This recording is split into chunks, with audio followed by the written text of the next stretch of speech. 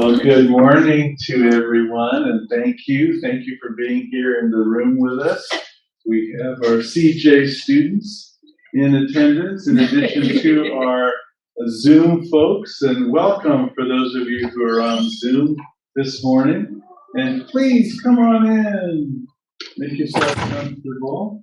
Well, we're delighted. We're delighted to be here with Dr. Williams, and Dr. Williams is going to be presenting a very important presentation for all of you, whether you're in Zoom or in the room. It's demonstrating true support for students of color and first-generation college students. If you don't know already, I'm going to read Dr. Williams' bio. Dr. Williams is an assistant professor and the chair of the Department of Criminal Justice at Azusa Pacific University. Dr. Williams' background spans the field of sociology, African American studies, psychology, and criminal justice. Her current interest is in advancing an evidence-based approach in the development of school policies that addresses interpersonal violence on college and university campuses. Drawing on a broad range of experience, including research on the intersectionality of race, class, gender, STDs, and HIV among communities of color and victimology, Dr. Williams has a true passion of addressing injustices that are affecting a variety of communities. A graduate from the University of California, Santa Barbara, Dr. Williams received her BA in Sociology and African American Studies, her master's degree in sociology at the California State University Fullerton, and her doctorate degree in sociology and criminal justice at Howard University. We are just honored to be with her today. A resounding applause, yes, for Dr. Williams.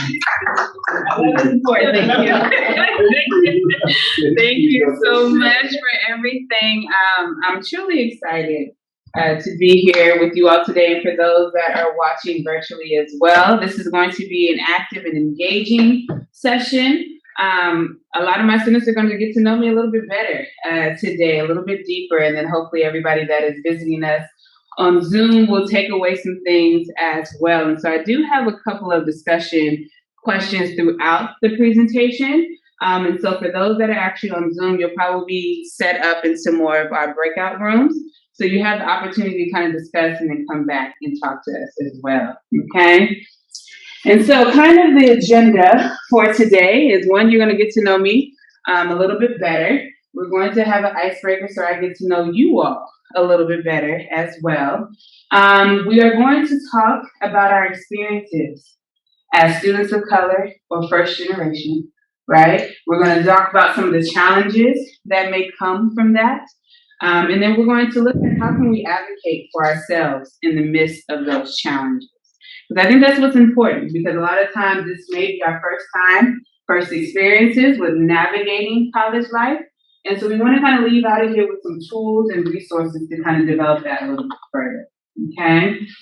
And then outside of being able to advocate for yourself, we want to see what can the institution, meaning APU, do to better meet the needs of the students, staff, and faculty that are here, okay? And so that's kind of how we're going to wrap up. And so hopefully if you have questions, we do have some time at the end, but I want it open. And so if at any point during this presentation you have a question of what I said, feel free to chime in. For those that are online, you can probably raise your hand and then feel free to unmute yourselves as well, okay? All right. So I wanted to start off with this quote, because a lot of times people wonder, why am I here in college in the first place? Okay, what is the purpose? What am I going to gain from it? And so it reads that a college education has multiple positive outcomes. So I want to stop there. Why are my students here today? Why are you in college? What do you think is a positive outcome? Career. What else? What do you think? Yeah. I think make my parents' sacrifice is worth it. Okay, right? And so understanding that it takes a village for us to be here, Okay, and so that's just a couple of the positive outcomes that we might see when it comes to that. Okay, so for those who pursue a degree with the purpose, the good guidance, right? So the purpose is getting a college education. The purpose is being able to start your career. The purpose is what? Financial stability. Okay, but with that, we need some good guidance. And for many of us, when we talk about us being first generation, that guidance might not be there because our parents, our family may not know what that process is like, right? And so this is why it's important for us to engage in that conversation so the university can begin to support you all in a better way, okay? Outside of good guidance, hard work, okay? And so particularly, I'm going to pick on some of my students later, but they know what hard work means, right? And so when it comes to education, I'm one of those faculty members that doesn't play. And so because I understand the value of education, I understand that my parents couldn't go to college. My mom was the first and only African American in her nursing school program, right? There was points where we weren't even allowed to step in, had older books. And so when I step into spaces like this, we're going to work hard because the people that came before us worked extremely hard. Sacrifices, as you mentioned, okay? Now, it's essential, and I'll talk about that when it comes to kind of my journey as a college student on why it's important to get an education, and then what does it mean to be competitive in the global market today, okay? So I wanted us to kind of start off with just understanding that. Then also understanding kind of what is the general makeup of APU, okay? Because when we talk about diversity, when we talk about being a student of color, when we talk about first generation, we want to make sure that we highlight some of the things above, okay? So APU, and this was 2020, 2021. Might be a little bit different in 2022, but they're going to come out with that in the fall, okay? So we had about 9,000 students, where 30% were male and almost 70% are female. That is a huge shift within itself. Okay, so understanding how women are now engaging in their educational journey. Okay, what is that going to look like for the job market? What does that mean for certain policies that have been out there? And how do we need to adjust some of those policies? Okay, also, when we're thinking about what does APU represent, it's recognized as a Hispanic serving institution. And in order for us to be recognized that way, we need to at least be 30%. Okay? And so we were there when they actually initiated that. And then I heard that the numbers are higher. Okay? And so depending on kind of what state you're into, it's about 25 to 30%. Okay? But then that's also shown a change in demographic because APU wasn't always this diverse. Okay? In addition to that, it's also recognized as an Asian American and Native American Pacific Islander serving institution. Okay? And so when you're starting to be recognized as a diverse and cultural institution, your resources, the faculty, staff, what you're learning in class needs to replicate these statistics. Okay? And so this is why I like to highlight this in front of faculty members as well, because it matters on what books we choose for our classes. It matters what examples we use in our class. It matters on how we actually interact with each and every one of you. And so the way that I maybe taught a decade ago, I'm not teaching the same way in 2022. Why? Because our demographics have changed. Society has changed. We have changed. Okay? And so it's really good just to kind of get a visual on what some of the racial, ethnic background is in our campus.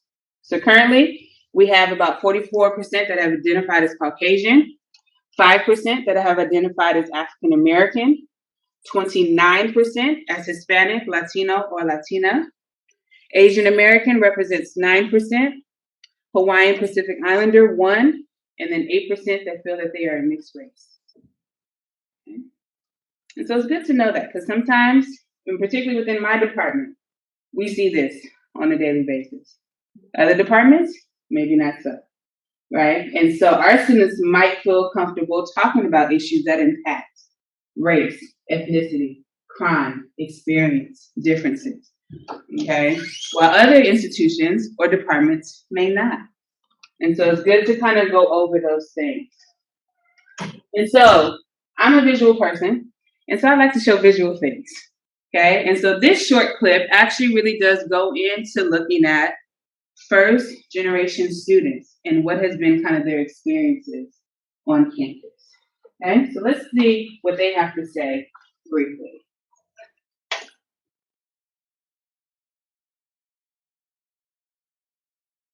I felt that I wasn't good enough. I felt that everybody was at least like 2 steps ahead of me because I was a first generation college student.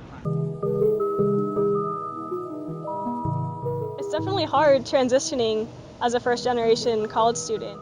There's definitely not much help for people who don't know the counselors and don't know where to go for help. I didn't realize those deadlines to fill out the FAFSA, or you had to have your books in by a certain day, and there's just a lot of things I had to work on and ask a lot of questions. As a first generation student, the biggest challenge I faced was support from family members. You know, college was something new for them, not just me. Being a first generation student was significantly different than being, a student whose parents had gone to college. And that was something that I noticed immediately, just when I got to school. When I first went into college, I felt like at certain times I didn't belong, or that I wanted to give up. Everyone else seemed to have an instruction manual in the form of their parents, where I winged it.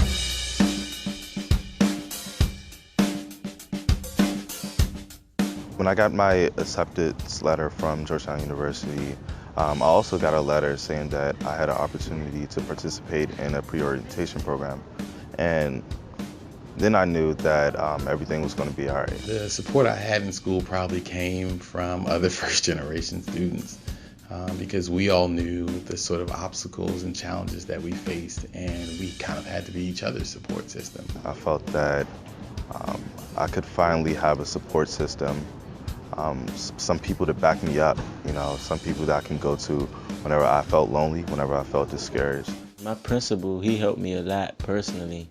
I went to him to, just send off emails to college and send off papers. And my counselors, I went to them every now and then and got help. I was fortunate enough to be a part of First Generation College Bound, where they walked us through those FAFSA forms, walked us through the college application forms, and even helped us get some of those fees waived. Whether it was leadership workshops, whether it was resume building workshops, cover letter workshops, different things like that I've definitely found helpful.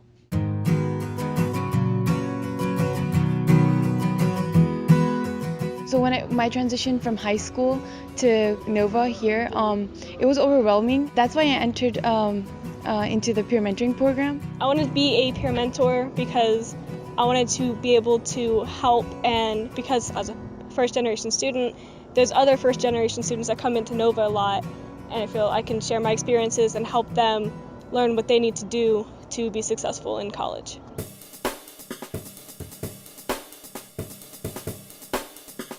I would definitely encourage policymakers to provide more resources for first generation students, not so much just pushing them to go to college, but helping them through the step-by-step process to get there. I would tell policymakers and administrators that one way that you can better support first generation college students is through mentorship programs that begin early and really identify those students in their early stages of middle and high school. I think something that would have made it a lot easier is if they had kind of like a program for like first generation students to get together and somebody to kind of talk to them as a group, so you realize, there's a lot of other people going through the same thing and they also have the same questions. Being first generation to me means being the first in my family to really pull us out of the vicious cycle of poverty. And I think being first generation also means empowering others to do the same. I look at it as an honor because, I'm the first person in my family to go to college and everyone's really proud of me, so Being a first-generation student enables me to kind of chart my own path and chart my family's path from here out, and hopefully I can, spur in a generation of, grandchildren and children and nieces and nephews who it's the norm for them to go off to college.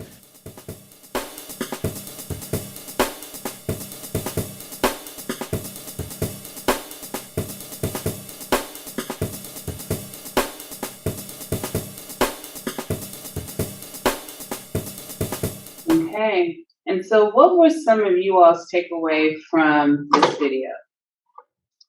What did you kind of hear from some of the statements that they felt about being first gen? It can be anybody. I related to a lot of what they were saying, like the girl that said that she didn't know when the FAFSA deadlines were, or like when you have to get your books by. So it was like really relatable, I thought. Okay, very good. So deadlines and how to get books. What are some other thoughts? What did you all take away from the video? There should be policy support too. Yeah, because I think one of them mentioned that it's not just important just to get me here, right? But then once I get here, how are you going to make sure that I'm successful? And the big word that I really like to live on is thriving, not surviving. We've been surviving particularly these last 2 years during the pandemic, right? And so it's good to kind of turn some of these things around to how can we thrive? So I'm not just getting a C in my courses, but I'm getting the A because I really understand the material. I'm working hard. I'm working with my faculty members. I'm building community with people that I live with on the dorms, get involved with activities on campus, right? And so that's how you kind of move from that effort of surviving to thriving. One more. What was another takeaway? Yeah. So I think it's, there's definitely a lot of resource now, I would say currently now, exposure to first gen. Yeah. But what I think what's still the hindering that I'm seeing with the gentleman said about policy is that they're not addressing the systemic racism and issues that create some of the barriers for first gen population. So we are putting money and resources into fixing a symptom, but the problem is further up here that we're not addressing.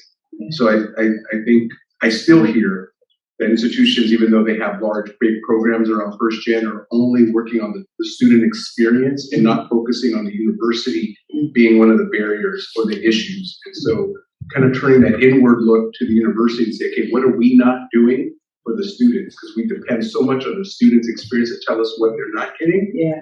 And I'm also first gen, and so to even understand, I didn't know I was first gen until someone told me I was first gen. But now with the college. Right. So, but it's 2022. The pandemic has exposed things that have existed there for the time universities have started here in the United States. Yeah. But I still think the inward focus for a university to say we may be the problem, but we're focusing on this over here, giving a lot of money to it, but it's only the right now. It's not the sustainable piece. Yeah. I mean, that's what I've heard and seen, and maybe even still hear. Even though I think we're putting more money and creating more things. I know NASPA is doing so much around the Gen Forward and Gen 1 experience. But it's still like that's very much a band-aid to a larger. Yeah. I'll take it, but I think there's still a bigger issue. I agree. I'm in full support of that. And part of that, while you were talking, kind of brought me back to a memory when I was younger. It's not just a systemic issue at a university. It's teachers that are teaching in grade school, elementary school, preschools, your counselors, what they even think that you're capable of. Right? And then we'll talk about that self-advocacy because I have an example that my mom had to really advocate for me. And so I thought I was a smart student growing up, right? But then the counselor didn't see that in me and wanted to put me in all remedial classes and nothing that was AP related, right? Well, we know that taking AP courses puts you up a little bit further when it comes to college education. But they said, no, that'll be too hard for you. Or you might want to go continue to do sports. Mom was like, no, she's going to sign up for these classes. And because of this, and I tell my students all the time, one of the things that I battled with are standardized testing. And so I can get straight A's in classes, but if you make me take an SAT, an MCAT, LSAT, GRE, I freak out, right? But we understand the systemic issues when it comes to just standardized testing. Because what I think is an ocean could be a lake or a river to somebody else, depending on geographics, right? But then they don't teach you these things, you're penalized. And so I definitely agree that it's some systemic issues that we need to address, not only at the university level, but just as kids growing up in general, that I think is problematic. Other thoughts about the video? Yes. Yes, so Dr. Varela is on the call right now too, and she is sponsored with us a couple important speakers who spoke on accessibility and disability resources. Mm-hmm. One of the speakers said something that resonates with what Dr. Hinojosa said, is that from COVID, with all the needs that we had from COVID, we turned on a dime, literally, and adapted our classroom delivery system like that. Yeah. One of the speakers in the accessibility disability presentation said, we were asking for that type of program for 30 years. We were asking for those same kind of things, adaptability, access, technology, different types of technology. We turned on a dime for COVID, the institution did, but yet those students said it happened immediately there, but we've been asking for it for years. So it can happen. Organizations can be responsive if they allow themselves or just do it. Yeah, because when we're pressured, we can see what we're allowed to do, right? But in the midst of it, everything is okay. Right. And in the flow of milk and honey, we do get told to wait. Not yet. We can adapt to it later, right? But in state of emergencies, we saw what we could do and what was possible in doing and the funding that came with it as well. That's another topic. Right? Okay, so who am I just a little bit? And so I'm originally from the Bay Area, Vallejo, California. I did my undergrad at UC Santa Barbara, as they mentioned. I'm mentioning these things because when it talks about being a student of color and first generation, I had family members that went to college, but receiving their bachelor's degree was the max. Growing up, they were saying that was the cream of the crop, right? And so when I went to UC Santa Barbara, African Americans were 2.7%. Okay? That's something that we put on t-shirts because we wanted people to know that we are here. We might be small in numbers, right? But we are here. We are educated. We are serious. We are activists, right? And we do have something to show and prove when it comes to that. It was located as a PWI, predominantly white institution. So when we talk about resources, availability, it wasn't geared towards minority students, right? We had to fight. We had to do shut-ins in front of the provost office, right? To get some of the small resources that some of our other colleagues were getting. But the journey of me getting my master's to a PhD kind of happenstance, okay? I didn't know what a master's was. Sure didn't know what a PhD was, right? I only knew of medical doctors, people that worked in hospitals, people that did research as a PhD, that was new. So the only reason why I came into contact with that is because during my undergrad at UC Santa Barbara, I had a lot of friends that were in the STEM programs, okay? Science, technology, engineering, and math. What I noticed is when they graduated, they were still working at Macy's, Bank of America, because they could not get jobs after their degree. And so while I saw them struggle with that, I began to ask myself, what's next, right? It's because we had positive mentors that helped me think about master's programs, how to apply, when are some of the due dates, how much was it going to cost, and then actually prepare myself for it. That's how I ended up at Fullerton. Okay, got to Fullerton, it was going to be a 2-year program. I did my thesis on the experiences of colorism amongst African American communities, right? I thought I was good. I was done. And then my chair of my thesis committee was like, you can go further. Okay, and I'm like, what do you mean? This and this it? Right? And I was like, I got my master's, I'm good to go. And she was like, no, based on kind of what your thesis was, you can take this to an HBCU, which is a historically Black college and university, and turn that into a book. And I was like, a book, like, author, like, you know, I'm here to get this, right? And so it was because she spoke life into me, introduced me to people that went to Howard, went to other HBCUs. I did a college tour, never did that before. Didn't have the finances to do it. They raised funds at Cal State Fullerton for students to do college tours, right? So it was because of that I went to Howard and got my doctorate. I'm the only one on both sides of my family to do that. And so just to understand advocacy, to understand what is this process like, okay? I was flooded at first with thinking about how much debt am I walking out of? Why? Because we didn't prepare as a family to do that, okay? But I had people along the way that showed me the importance of education, that showed me the importance of getting a higher degree, and then also being able to pave the way back, okay? And so many people are so surprised, it's like, Candice, you're cool and you're down to earth, and I'm like, I just love school. If they literally could pay me my salary now, I would be in school forever. I tell you that, okay? But there was a cutoff point for that. I was like, I'm not gonna do that, so I gotta move on, right? And so, but it is important as us as faculty, as us as staff, that when we integrate and interact with students, that we become those mentors. Because you never know how you can change somebody's life by just having a conversation and showing them what are your skill sets. So everybody has a different skill set to offer in the room that somebody else can benefit from. And so as a student of color and also first generation, that was my experience for education, right? And so this is why I am the way that I am. This is why I love mentorship. This is why one of my goals in life is to really start like a women's and teen center that talks about mentorship for girls of color, right? And first generation, because I was that. And I feel that it's important for me to kind of pave the way when it goes that way. Okay? So if you all can kind of talk amongst yourself, I have a question for you. Yes. Okay. So first question. I talked about my experience and what it meant to be a student of color in first gen. Okay.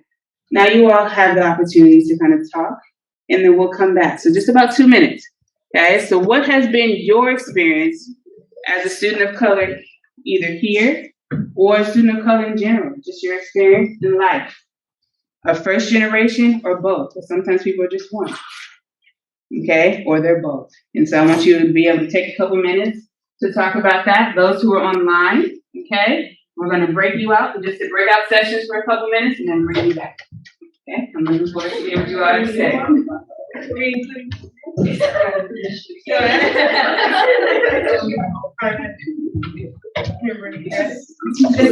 there's something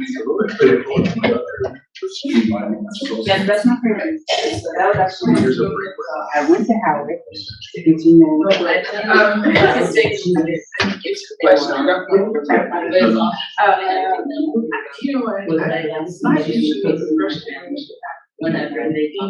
To express having gotten her the university didn't have one. And so for me, and so I was like, I want to delve into this. And so I had and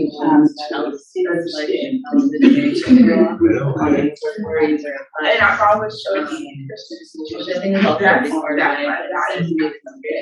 so even though I don't have any even I'm not they don't understand. And you were the older, so what they actually my financial I always use that based on my service. No one told me about the and so there was no big that happened. I learned from it. It's a Liberty in Virginia. Right now. That's okay.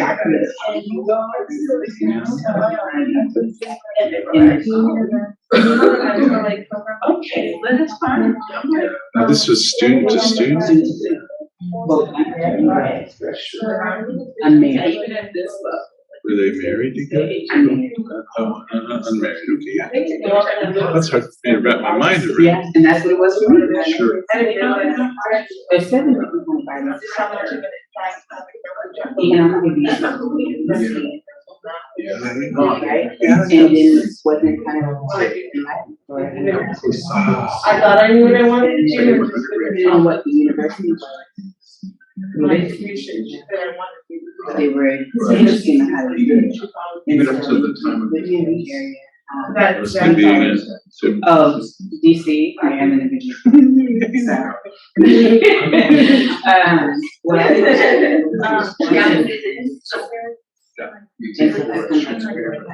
Yeah. What some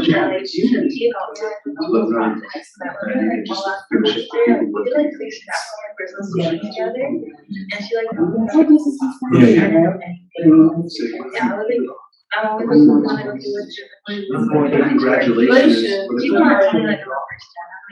And not even realize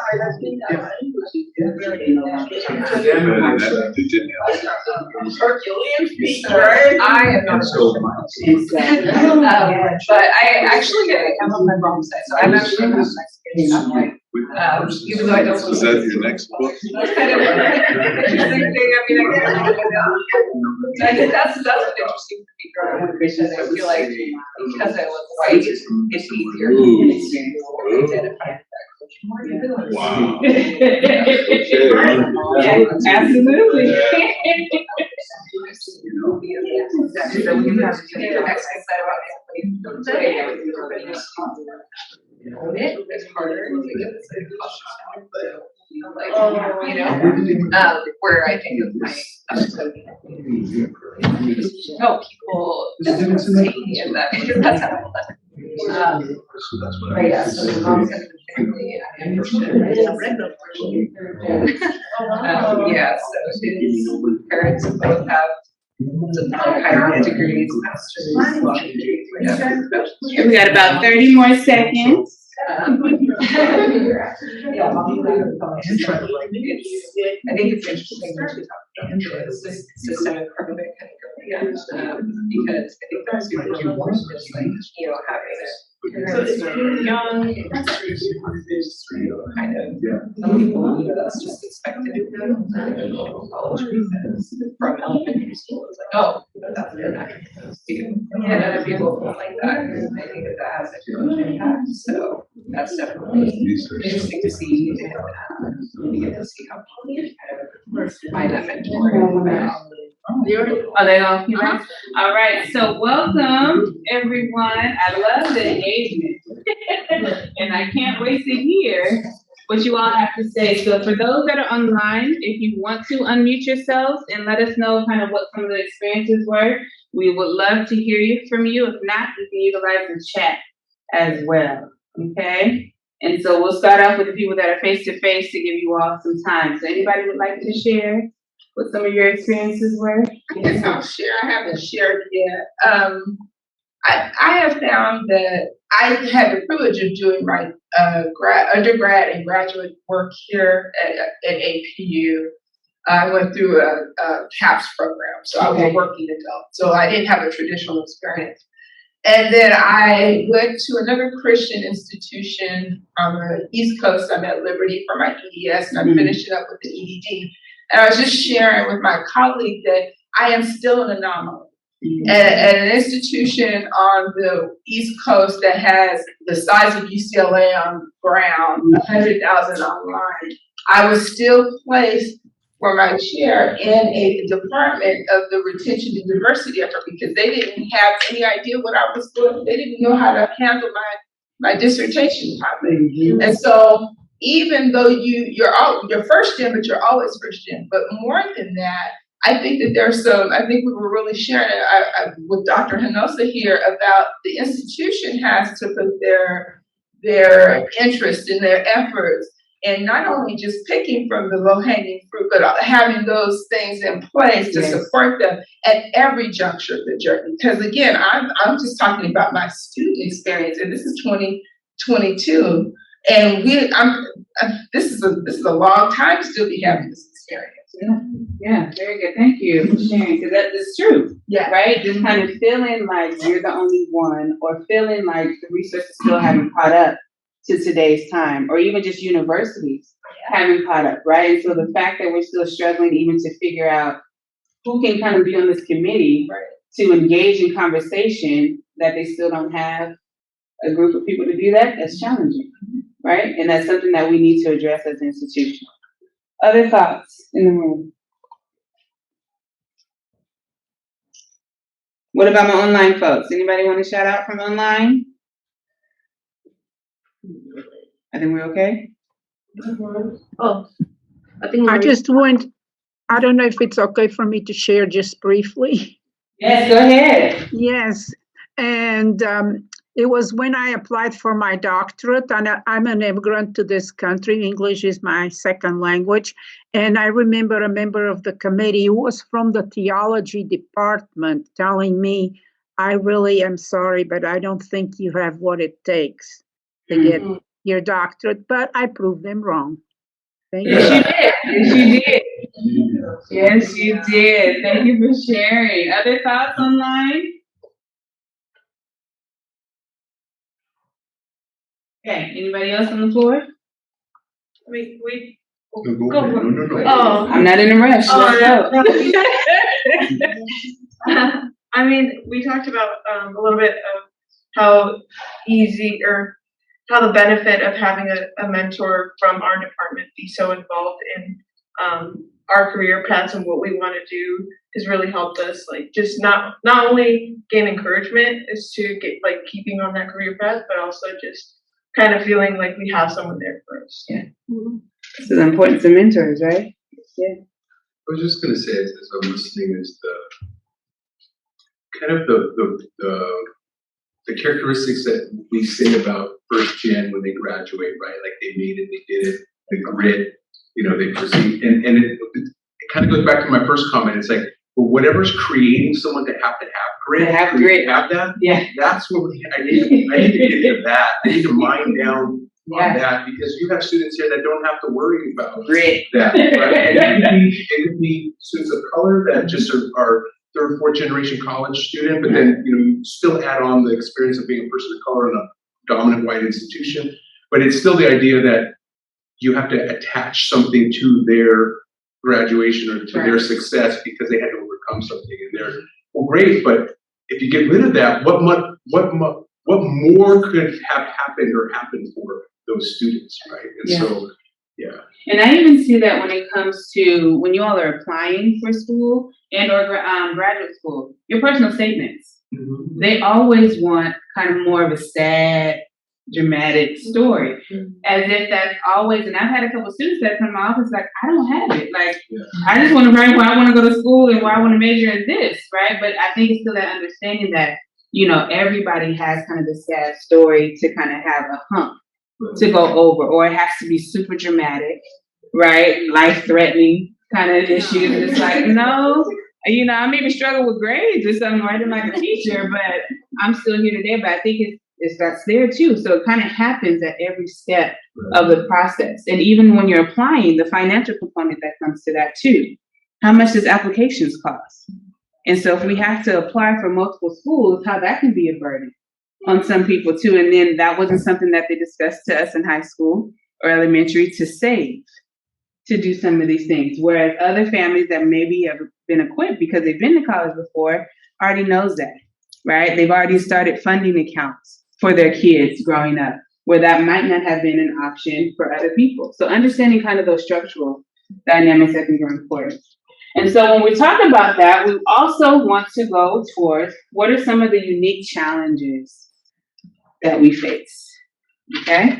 Or that people face, because that is going to lead us towards the end of our discussion on what can the university do to address those challenges, okay? And so I think we have time. Let's see.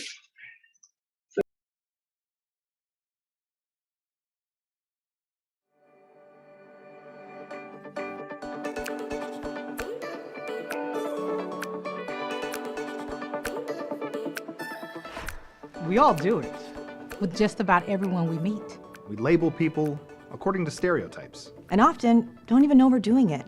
We make snap judgments every day, at home, at work. All based on how someone looks or speaks or what little information we know of them. I have all the information. Sure.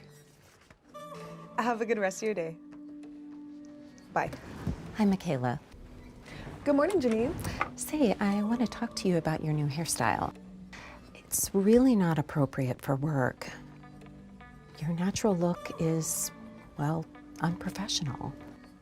Unprofessional?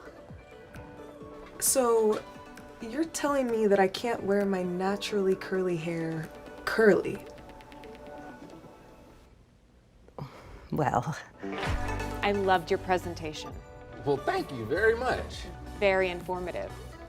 And you speak so well. You're so articulate. Well, my girlfriend thinks we can clean out our garage in one weekend. I told her in her dreams, but that's the plan. Wait, you are a lesbian? I mean, you don't look like a lesbian. Great place. You're gonna love it here, Beth. I'm excited to be part of the team. So, where are you from, Trisha? Oh, I have a nice short commute. I'm from Garden Park. No, I meant where are you from originally? Bias can be harmful when it's fueled by stereotypes, or when we use it to validate our thinking.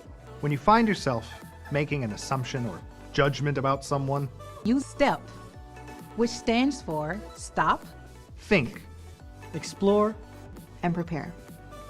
Let's break it down.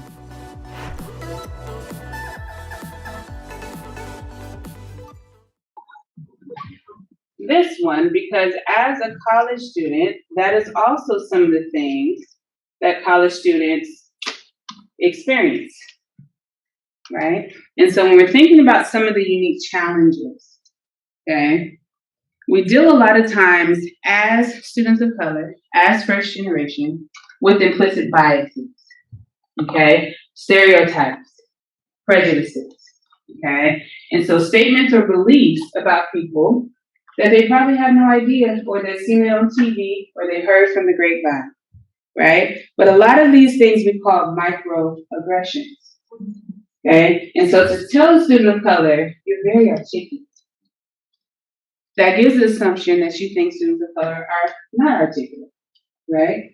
Or do we have to present ourselves in a particular way? Whether that's the dress, whether that's our accent, whether that's the hairstyles that we have, the people that we hang out with, right? All of these things have an implication on the student experience that can negatively impact them if they're not addressed, specifically from the university, okay? And we'll talk about the different ways that universities can kind of step into that. But I want a couple of you all to pick a word that you see on here, and then we'll talk about it. Okay? So somebody just pick a word. Give me a word. Subconscious. Subconscious. We'll start with that one. Okay. What do you think subconscious means? So that's showing a good example of it. It's things that we're not actively aware of, but we do it because we had some experience or exposure to it in the past. Okay. And so, an example that I like to use is that when you turn on the news, you see a lot of different examples of minorities committing crimes. Right? And so if that's all I have exposure to, I don't have friends, I don't have colleagues that kind of represent those demographics. If I'm walking on Foothill and I see a minority, okay, unconscious reaction could be I grab my purse. Unconscious reaction is that I walk across the street so I don't have an interaction with them. It may not be actively thinking that this person is bad, but subconsciously, based on the experiences and exposure that I've had, I treat people different because of that, okay? If I was a student of color who experiences that, because we're more hyper aware of a lot of these issues, that's going to make me feel some type of way. I'm not going to feel that I belong. I'm not going to feel that I'm cared for or protected because of some of those behaviors from other people, okay? Somebody give me another word. Another word that you see on here. Race. Race, okay? And so when we're thinking about it, and I've had plenty of conversations on faculty calls, right? Because when we're talking about enrollment, I always stress that it's not important to get people here, but how are we going to keep them here and make them feel welcomed? Okay? And that's on the faculty, student, and staff. And so it's not important that you see brochures of diversity, and then when you get here, there's nothing for them. Okay? It's not just important that we go to some of these high schools once a year to get them there, and then don't really invest in them once they're here. Okay? And then even when it comes to marketing, the ways in which APU has marketed before needs to be different than how we market now. Okay? And so if you specifically say you're now an HSI serving institution, what does that mean? Right? What kind of resources are you going to allow them to have? Okay? What kind of experiences are going to be different than they were even last year? How are your hiring practices different? Okay? Because once again, as a student of color, we need to see reflection. And so if your student body is diverse, so should your staff and your faculty be diverse as well. Okay? And so kind of understanding how race can play into a role when we're thinking about diversity, equity, inclusion, bias, etc. Okay? One more. It's another one. Decisions. Okay? A lot of the decisions that we have are going to be based on who we're surrounded by. Okay? And so if we have people that keep telling us that we can't do it, I'm going to start to believe that at some point if somebody doesn't come and step in to say that I can't. Okay? If we have people that allow you to give up, okay? School is hard. Now, it doesn't need to be hard for additional reasons, right? But just studying, being from high school to college is a different realm. So that's going to be challenging within yourselves, okay? And so I had to learn that hard fact when I got into college. So UC Santa Barbara is a research 1, meaning most of the faculty don't have time for you, okay? And so we had classes that were about 600 students. Literally, our intro to sociology class was in a movie theater. Literally sitting in a movie theater, okay? Watching the faculty on stage, we had about 20 TAs. Okay, I remember it clear as day because this is my learning lesson when we talk about decisions. Okay, in high school, I was babied, I feel that teachers always told me when things were due, reminded us of things, called to make sure that we did it. Okay, I literally was sitting in the class one day, it might have been like week 2 or week 3. All of a sudden, I see papers coming down. Boom, boom, boom. I'm like, what y'all doing? I'm like, what's going on, right? And there was an assignment due. And I was waiting for the faculty member to tell me when it was due. So I thought I was bold, which was not the best idea. Okay, so I raised my hand. It was like, Dr. So-and-so, what's this? So he's like, did you get a syllabus on day 1? Yeah. Did you read it? Yeah. It showed that an assignment was due today, but you didn't tell us. Is that my job? No. Right? And so on that day, he told me that the syllabus was a contract between the faculty and the student.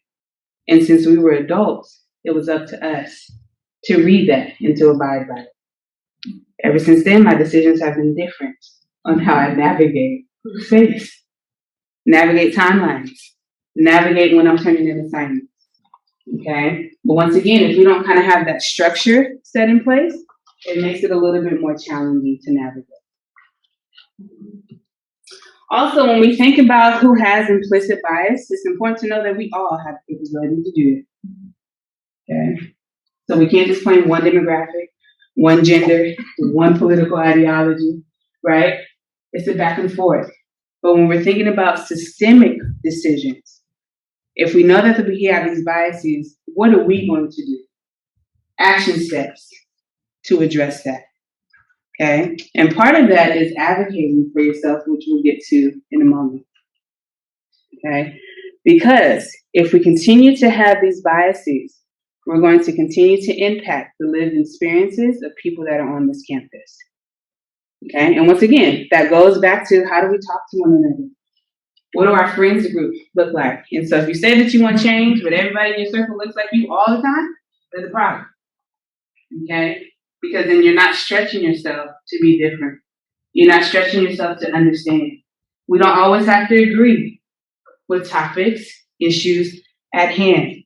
But as I tell my students all the time, it helps expand your mind. And so even though APU can be a great institution, right? That's not going to be what you see on the workforce. Okay? You're going to work with people that have differences, challenging personalities, okay? Differences in opinions. How are you going to be able to navigate that if you haven't had practice to do so? Okay? And so one way to kind of deal with that is accountability. And so even though we're going to be talking about the ways in which the university can kind of change some of our experiences, we also have to figure out what can we change in ourselves. Okay? And so by doing that, you have to be aware of who you are, what some of those biases are, where do they come from, and then how can you actually make a difference in that. Okay? Understanding that we also come from places of privilege. So as I mentioned to you all before, not everybody gets or wants the opportunity to come to college. Not everybody gets the opportunity to get a degree, have a career. Okay? We talked about the gender breakdown earlier in our presentation today, that almost 70% of students here are female. Okay? That's a privilege that has changed from before. When colleges and universities were first structured, women were not allowed to get an education. Okay? And especially people of color. And so understanding kind of where you are today and utilizing that privilege well. When it comes to APU, being a Christian institution, okay, that's the privilege. That's what reigns high. And so what if I'm not Christian? What is going to be my experience here at APU? What if I identify with the LGBTQIA community? What is going to be my experience when I'm here? What if I'm disabled or differently abled? What is going to be my experience here, right? And so we have to be able to ask those questions and being open to not only have change for ourselves, so not only thinking about what can impact me, but what can impact my colleagues, other students on campus. Okay. Some of the other challenges that people are seeing, we'll get into conversation about that, and then you all let me know, are these similar feelings? Okay. So, number one, not feeling prepared for college life. Anybody felt that way? You know? Okay, what are some ways that you all felt unprepared? And for those that are online, use it in the chat, please. What are some ways you might have felt unprepared? Okay.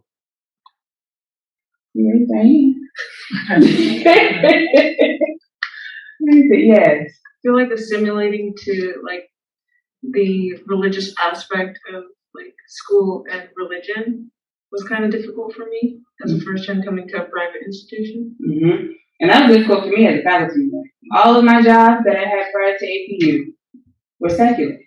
I couldn't post a scripture in my office. If I did, I would be in HR's office, right? Because it could have made other people uncomfortable, right? And so kind of navigating that space when they said the faith integration, I was like, oh, I can really do assignments? Like, let's go, right? Because before then, it was silence. And so that was a challenge for me, personally, just as an academic. What are some other challenges we all face? Yeah. I feel like I was completely unprepared from like the beginning, like starting with the application process. It was like, oh, there's deadlines, or like, oh, where do I go to apply? Oh, I have to pay. I was like, oh, I have to write an essay too. It's like all these things, right? And just like I was just terrified to come because like I had no one's experiences to go off of, no stories, no advice. And I think that also played a huge part in me deciding to be a commuter also because I didn't know what, you know, dorming life was gonna be like. So yeah, I'm just completely unprepared from the beginning. But I think like making friends and like you said, like branching out and networking with other, you know, faculty and staff, it's definitely helped a lot. Any other challenges? So I was a commuter too, and my challenge was navigating a large university coming from a small school. So that isolation at first was really hard. It's like you don't know anybody. You really don't know the system. You know, eating lunches alone. I walked with my little cooler back to my car for a while. You know, but that navigating a big system. Yeah. Yeah. Yes, I think in my undergrad experience, I think coming from a single parent family, being Latino to a dominant white institution, and never really having to be Latino. You know, like where I was, I mean, it was just who you were, and then you come to a place where there's not a lot of Latino or Latinx students, and all of a sudden I'm not Latino enough. I'm too Latino. What, you know what? And then so it was kind of like I was going through this identity crisis of like, well, yeah, who am I? So I go home and nothing, but I come here and I've got to be. They ask so many questions. I'm like, I don't know. That's just what we do. You know? And so it was really kind of understanding the dynamic of that. And that's a similar story because one of my friends has talked about this too, because he really highlights on how he was raised really poor, but while growing up, he never knew he was poor until he stepped out, right? And so because he thought he had what they needed in that midst, because everybody else around them were kind of struggling with similar things. And it wasn't until he went to a different school, he went to a private school that his mom had put him in because she wanted him to have a better education, right? And then they started talking about vacations. And he's like, what is that? Or, vacation houses, in different states. And they were just like, I don't really have an apartment, right? And so it's like you don't know until you step out, or you have to, what we call this performance, right? And so when you're amongst people that you grew up with, you didn't have to perform. But then it feels like when I went to UC Santa Barbara, I had to be the representative. Because if I did something different, that's all that they had exposure to, right? And so we had to be aware of that. And that was a struggle for many years. Because I was like, that's not my job. My job is to come here to be a student, learn, have fun. And I was partying during that time, so the Lord said to me, amen, right? But I wasn't supposed to be that voice. And I felt that I had to because of those predominant spaces. Yeah. Your Isla Vista days? Oh, yeah. Okay. We'll pray on that one. Don't forget us. Okay. Suffering from breakaway guilt was another one. And so if you are the first generation, sometimes you might get comments that you think that you're better than us, right? You're not going to come back to the same neighborhood. You have different friends now. What about the ones that you grew up with? Okay. And so that could be another struggle that sometimes people experience when they're on this journey that we need to be aware of, right? Thirdly, yearning to belong. Okay, so when we come to campuses, these are all new for us. And we're expected to make friends. We're expected to join groups. We're expected just to be like this outgoing individual, right? But that might not happen for everybody. Not everybody's an extrovert. Yeah. I have a great example because I talk to my students. I'm the TRIO director, and I talk to them about, yes, you go grab my board, we'll talk about that. And they talk about walking on campus and feeling like visitors. Yeah. Like they're coming to, like they're not exactly supposed to be, like even when they come to class or when going, that they feel like visitors rather than that this is their campus. Yeah. And going to orientation and not seeing a single thing that is familiar, or, and me having to talk to Black parents because they're like, are you sure? Yeah. And I'm like, yes, I went here. Your baby's okay. But and not having that, and not having real, real conversations with first gen parents, who are coming here, second language learners, having my students having to translate in financial aid to parents. Now they want to go here, the parents want them to go to college. So they have definitely painted the best picture of, of that experience. All those experiences impact not only belonging, but just those first few weeks when it's so important to have that social integration. That's the part, you lose them right there. You lose them right there. And the rest of the semester, you spend your time catching up. I'm sorry. No. Don't be sorry. Like I said, we are open. This is conversational. I'm not in class. I teach at 2:30. Okay. But I think that's important. Yeah. Right. And so kind of like you said, everybody, and I'm gonna just give a general number because I know it might be fluctuating. But last I heard, this kind of tuition is around this 40,000 range. Are we okay with that? No, it's higher or lower? I don't know. It's around that?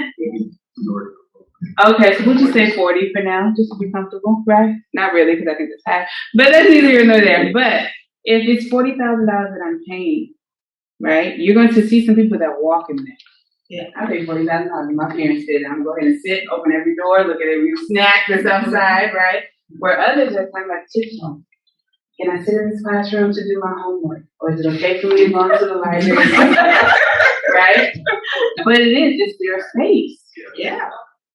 But we may have been conditioned to not think of it that way, right? Which is important for us to kind of navigate. And so I see how like y'all be like, you never go to this classroom? As long as nobody's in there, go for it, right? Okay. And then financial struggles too. Right? And so that can deal with a lot of different things. And so one, paying for tuition. And so if you are a first gen student, period, okay, if you think about paying $40,000 times 4, it's $160,000 for a bachelor's degree. Okay? What jobs are we thinking about getting after that? That's going to help compensate. Have we had discussions about interest rates if we're taking out loans? Have we been going to workshops that kind of teach us about financial responsibility? Okay, because going back to myself, accountability. When I used to get financial check, we thought that was shopping and vacation, right? That's some extra money that I never had before. This is where my clothes and shopping addiction came from. Okay, but then reality hit. Books, almost $200 a piece. For classes, where we had faculty requiring 2 to 3 books per class. Okay, room and board, food, gas, livelihood. Okay, if you're not prepared for that, that can have a struggle. When it comes to APU, particularly for our students, right? Holds can be put on your account if you haven't paid that bill yet, right? And then depending on kind of class offerings, a lot of students might, get a little concerned if the class gets filled by the time those holds are released. So once again, having those kind of conversations and reality with people up front so we can prepare for these things so we won't be stressed out. Or we can make the best decisions that we can. Instead of loans, are there scholarships that we can invest in? With that takes hard work and dedication, right? And writing and setting aside. And so for my students, when they're thinking about graduate school, we prepare them a semester before. Because to me, preparing for graduate school is like another class. Because you have to research the schools that you're going to, figure out how much it costs, research the faculty members that are there, because if you have an idea of what you might want to do for your thesis, are there people that can sit on your committee, right? Figure out, do they have assistantships? How long is it going to take? What is their graduation rate? If there's standardized testing, preparing for that in advance, right? And so that's a lot of preparation when we're just thinking about school. But that's why I think it's our job to kind of speak into people when they're actually engaging in these moments.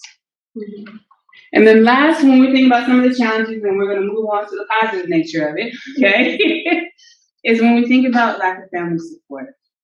And not necessarily saying that family don't want you to go, they just don't understand your journey, okay? And I saw that particularly in my doctoral program. When I tell you I lived in the library, lived there, okay?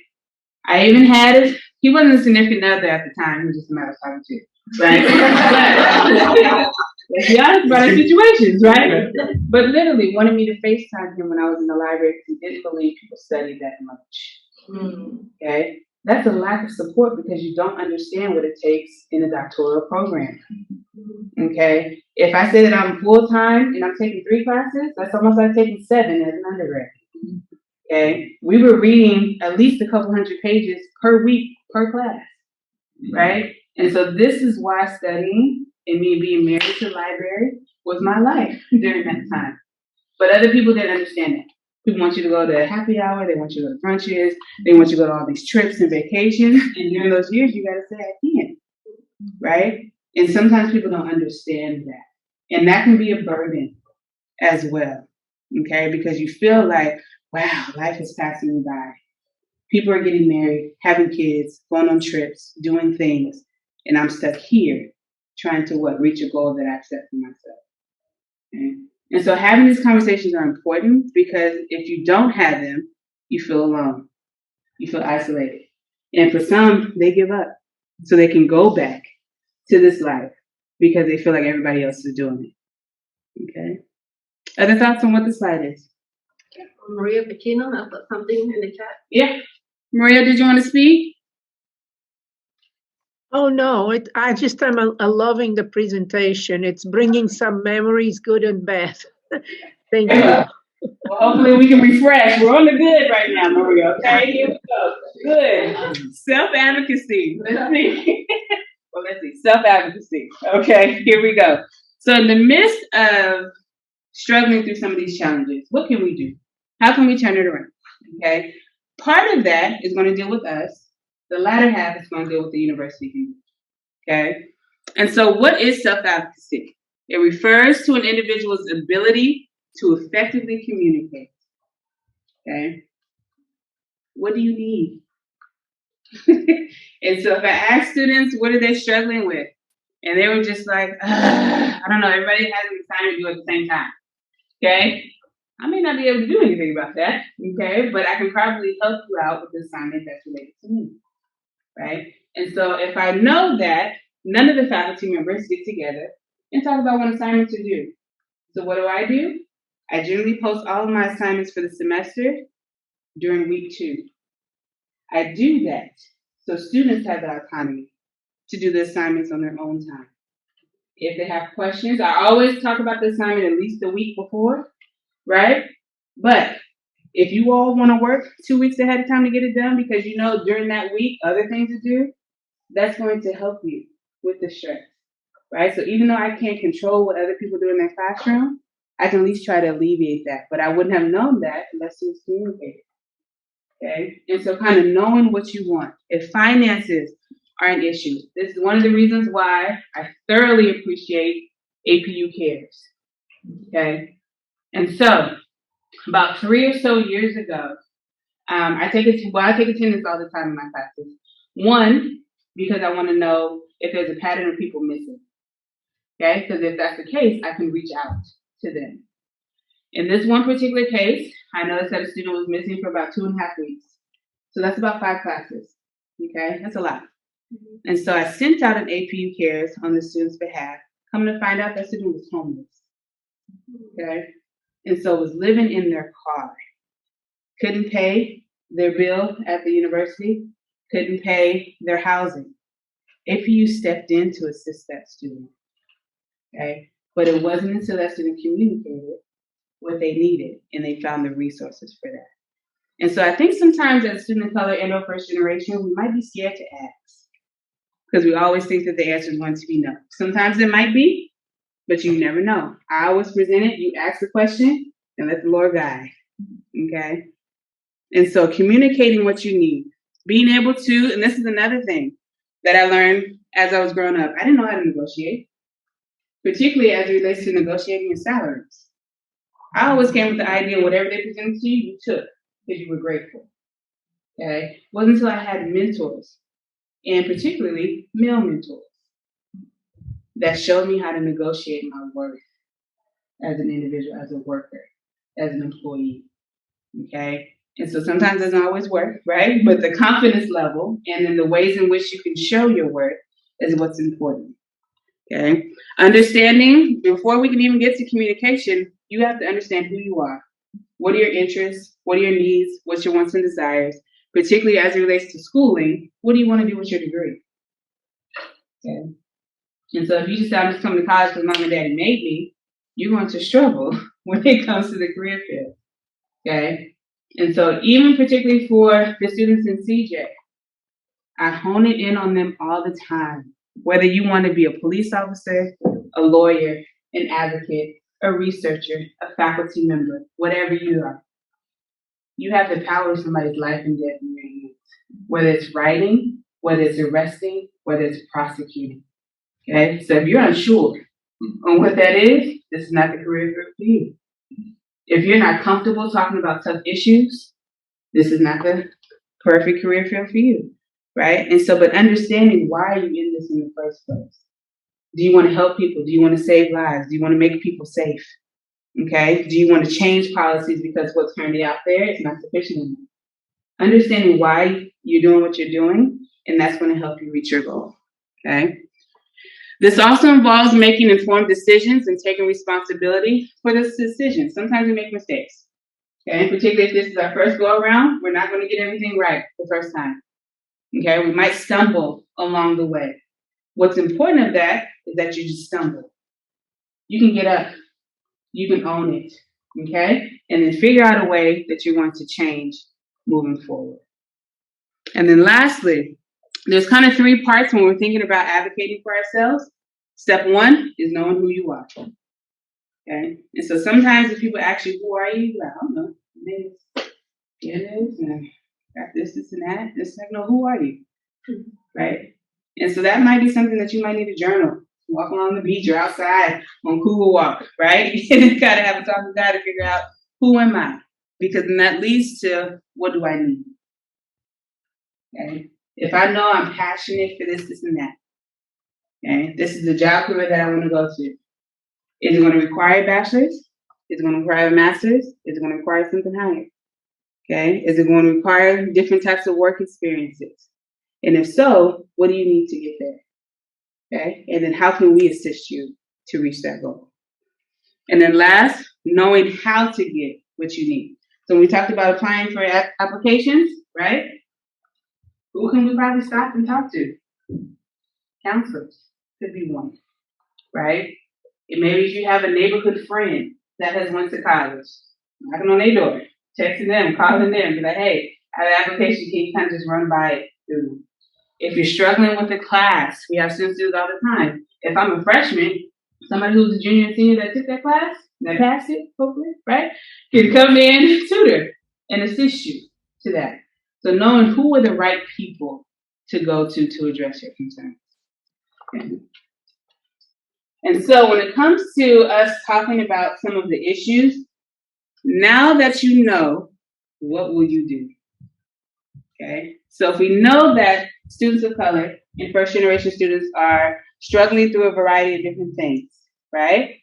If we know these things, how can the university kind of address that? So this will be the last portion of this. So these are kind of 5 best practices that I've come up with as what APU can do to assist students of color and first generation. Okay, so number 1, we need to ensure that financial aid covers all student needs. Okay, so not just getting you here for tuition, because that's not where it stops. Okay, so what are some other things that you all pay for? What are some things we pay for as college students? Yes, I hear somebody unmuted. Maybe not. What are some other things you all pay for outside of just tuition? Books. What else? Yes. Huh? Yes. Oh, Lord. Let's get started on that. Okay? Yes. Amen. What else? Parking permit. Huh? The parking permit. Parking permit. How much is it for you all? For commuters, it's $125. Okay. For dorm, it's $300. Okay. Okay, so we have parking permits. Thank you. Yeah, thank you. Okay, what else? Let's name like 2 more. Food. Okay, so there's lots of it if they want to see you 3 times a day. 1 more. Rent, room and board. There we go. So where the mayor is, right? And so just understanding that when we talk to parents, okay, and particularly if the parent's language is not English, I have a real problem of people not giving all the information to people who may not understand or have the experience. Okay, because we know that things are going to be translated and they may not ask additional questions because 1, they may not know what those questions should be. Okay, and so I use that all the time. My mom was a retired nurse. Okay, every time I went to the doctor, she told me what I should ask for. I didn't know all these things. Okay, what's the CAT scan? Who knows that, right? But she was teaching me how to advocate for myself and to give the doctor the full picture to really give me a good health analysis. Okay. And so that's when it talks about financial aid needs. Those who are in this department should be honest, right? Should be aware of what these needs are and to vocalize that and hopefully provide resources, okay? Because the student need goes just more than just tuition. Number 2, The institution needs to allocate funds and resources for programs like TRIO, okay, that are specified to deal with students of color in first generation. Okay, because without these resources, it's going to be difficult for us to kind of manage. Right? We need spaces, we need buildings, we need rooms, we need programs that are going to hit on different races and ethnicities, different financial needs, different experiences. Okay, and so when we talked about pouring in, you have to pour into institutions and programs that are going to what? Cultivate this population. Okay. Oh, I didn't know if you. Number 3. Okay. In addition to this, we need to train faculty and staff. So we talked about implicit biases. A lot of that times happens in the classroom. A lot of that happens with the books that we have, the examples that we use. So in my courses, I'm a teacher of difference.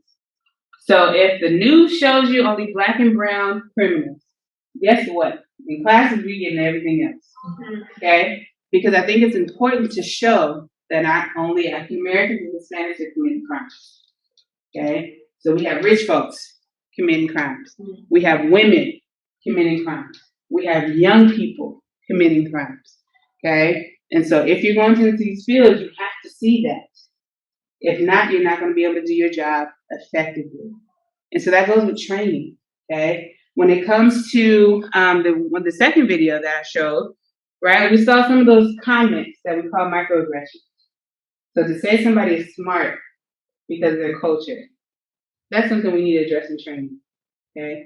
To say somebody looks unprofessional because of their hair, because it's not straight and long, it may be blonde. That's something we have to address in these trainings. Okay? What does it mean to look like you're a lesbian? Or what does it mean to act Black? Or what does it mean to speak Spanish? Right? And so understanding these cultural differences happen through training. And a lot of institutions and even APU engages in some of those trainings, but a lot of those trainings have been voluntary. And so the ones that show up are the ones that get it already. Okay? So I will go. But I already know what some of these microaggressions are. I might need some other colleagues to go ahead and tap on in. Okay? Because if we're not all addressing the issue, we're never going to be fixing the problem. Okay? And so the way that we talk to people, the way that we hire people is really important when it comes to training. Number 4, and I really like this one. We need to develop programs that engage the student's family. Okay? And so not just welcome weekend. We're just like, yes, you're here. Let's take your kid and your money. And then we never hear from you again. Okay? And so when we talk about the lack of family support, this is where it can come from because they don't have no idea what the student is doing or what their experience is like. And so you all have parents, guardians, social groups, right? If somebody asks you, how's your day? How are you responding? Yeah, it's good. Okay, it's all right. Well, I want to go back to sleep. Okay? You're not giving them the full story. And so I think by maybe having events throughout the year that invites the parents to come back or maybe surprise y'all sometimes, okay? Just to kind of see what you all are doing live, all right? I think it would help when it comes to that. I think it will make it feel a part because right now, as it stands for all universities, parents come at the beginning and graduation, okay? And this is why they miss what your experiences are in between. And so it would be good to, so going back to this, is this says when you accept a first generation student, you also accept their family. Okay? And you do. They're a part of this process too. Okay? Some of them cry with you, some of them laugh with you, right? Some of them are sponsoring you financially, okay, supporting you in other different ways. And so just because you're here, you're not here alone. There's other people who are attached with you. Okay? And then they also can make an influence on your journey.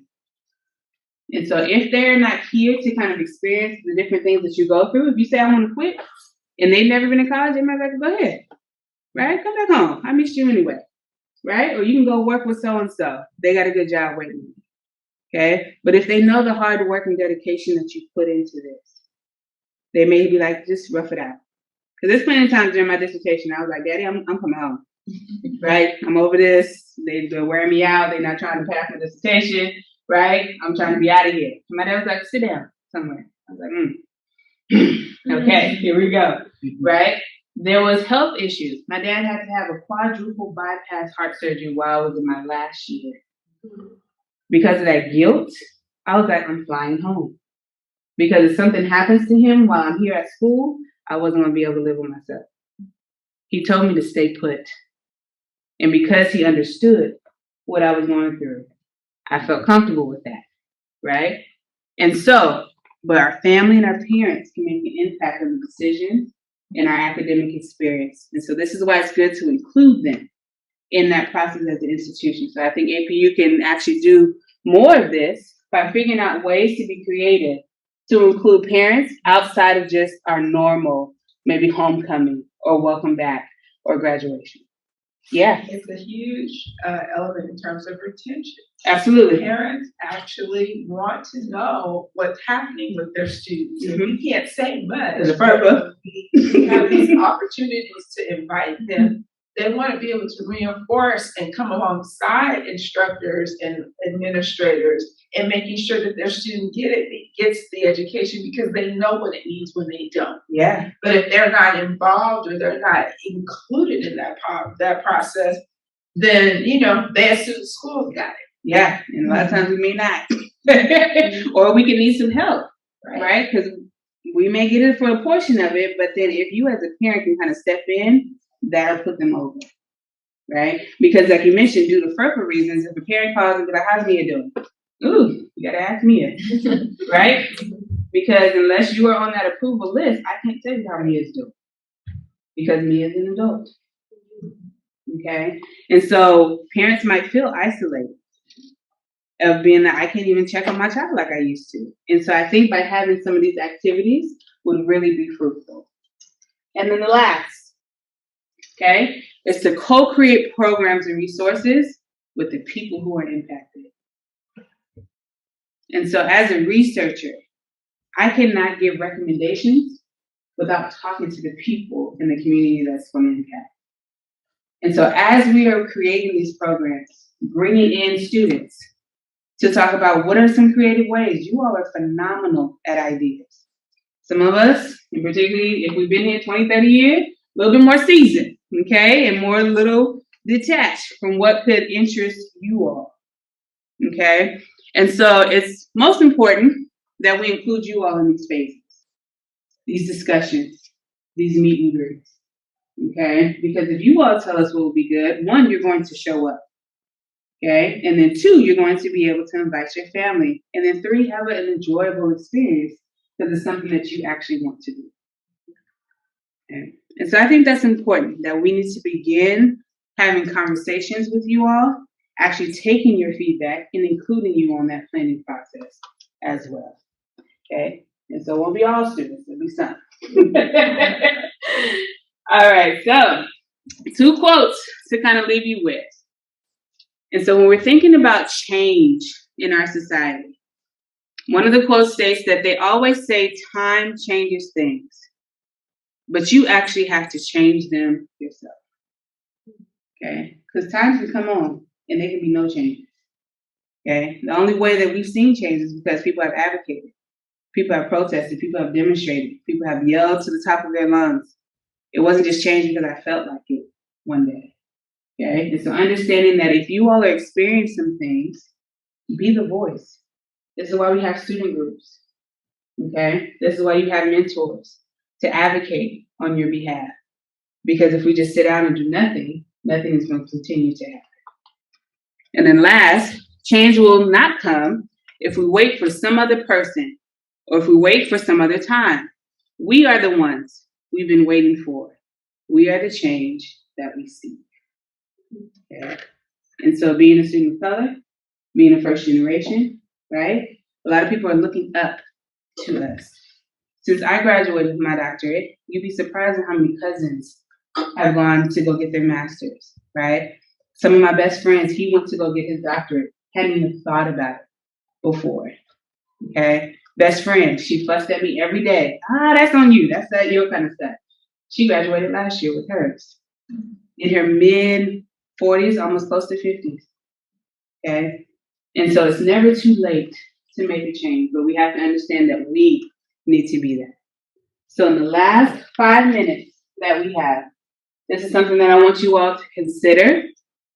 Okay? And so I want to post this up, but then I'm going to open it up for questions.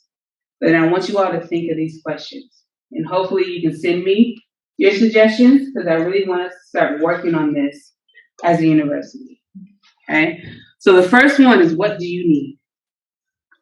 So think about your position here on campus, whether it's a student, the faculty, it's a staff member.